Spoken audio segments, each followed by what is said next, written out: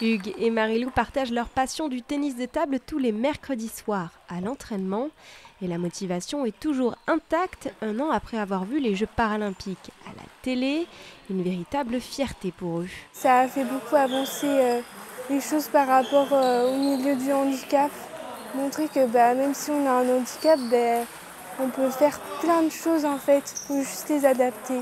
Il y a un développement de l'inclusion dans les clubs, dans plusieurs clubs, notamment en Vendée.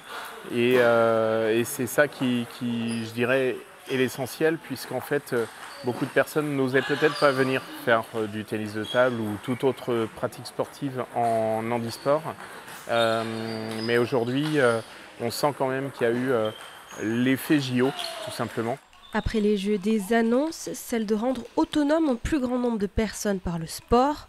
Mais en Vendée, ces promesses n'ont pas été tenues. Or, aujourd'hui, on s'aperçoit que rien n'a bougé.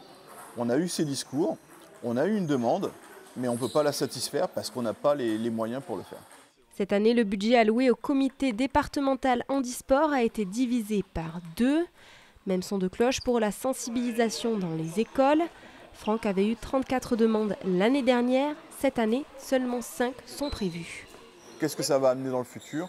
Est-ce que le message qu'on a pu passer là, sur les premières années, ou en tout cas sur le travail d'avant JO, va se perpétuer, qu'on aura plus de retours? Ça, c'est à voir. En tout cas, moi j'invite quand même les établissements à continuer ce besoin de sensibilisation générale. Je pense que ça ne fait de mal à personne, et puis plus on touchera de jeunes, plus on aura en fait la possibilité plus tard d'avoir des gens qui prennent des décisions, qui ont entendu parler du handicap et du handisport.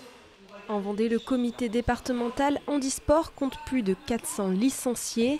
Des personnes en situation de handicap moteur, visuel et ou sonore qui s'entraînent parfois avec des personnes valides.